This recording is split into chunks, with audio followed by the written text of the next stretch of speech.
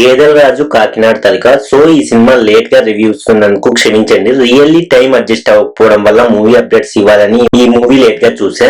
ఇంకా సినిమా ఎలా ఉంది అంటే బేసిక్ గా ఇది ఒక murder mystery crime action drama. So ఫ్యామిలీతో చూడడం కష్టమే. చెప్పాలంటే చాలా బాగుందని చెప్పేలా లేదు అండ్ బాగాలేదని కూడా చెప్పేలా లేదు. సో గేదెల రాజు అలియాస్ భగవాన్ రాజు అనే ఒక రౌడీ కథ. కార్పొరేట్ అవ్వాలని ఆశపడ్డ గేదెల రాజు లోకల్ ఎమ్మెల్యే సపోర్ట్ తో సీట్ కూడా సంపాదించుకుని కార్పొరేషన్ ఎలక్షన్ లో పోటీకి దిగుదాం అనుకుంటాడు. కరెక్ట్ గా ఆ టైంలోనే మిస్టీరియస్ గా హత్య చేయబడతాడు. తను ఎవరు చంపి ఉంటారు, పోలీస్ ఇన్వెస్టిగేషన్ లో ఏం తెలిసిందే అనేదే సినిమా కథ. డైరెక్టర్ చైతన్య మోటూరి ఈ మూవీ కోసం సెలెక్ట్ చేసుకున్న పాయింట్ ఇంట్రెస్టింగ్ గా బాగానే ఉంది. గేదెల రాజు హత్య ఎవరు చేసి ఉండొచ్చు అనే మిస్టరీని మూవీని లాస్ట్ వరకు హోల్డ్ చేయడం బానే ఉంది. చూస్తే ఒకటే నిజం, చూడకపోతే 100 అనుమాలని ఈ మూవీకి క్యాప్షన్ పర్ఫెక్ట్ గానే యాక్ట్ అయ్యింది. గేదెల రాజు వల్ల గతంలో ఏదో ఒక సందర్భంలో ఇబ్బందులు పడ్డ ప్రతి క్యారెక్టర్ ని గేదెల రాజు మర్డర్ వాళ్ళే చేసి ఉండొచ్చని పింఛలో మనకు ఆ క్యారెక్టర్స్ పై డౌట్ వచ్చేలా డైరెక్టర్ ఈ స్టోరీని రన్ చేయడం బాగానే ఉంది.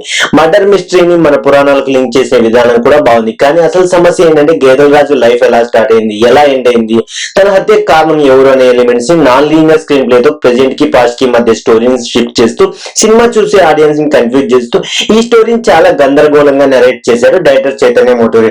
చాలా సీన్లు ఒకదానితో ఒకటి పొందడం లేనట్టుగా అనిపించడం, సినిమాలో అన్నెసరీ సీన్స్ కూడా చాలా ఎక్కువగా ఉండడం వల్ల కథలో క్లారిటీ మిస్ అయిపోయింది. పైగా మూవీ స్లో పేస్ లో రన్ అవుతుంది.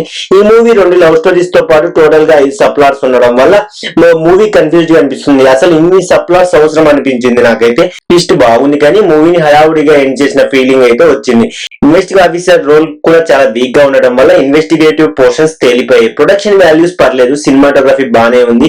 ఒక సాంగ్ మెలోడీస్ గా బాగుంది. బ్యాక్గ్రౌండ్ మ్యూజిక్ మాత్రం సూపర్ గా, నిజంగా ఎడిటింగ్ కూడా ఇంకా బెటర్ గా చేసి ఉండొచ్చు.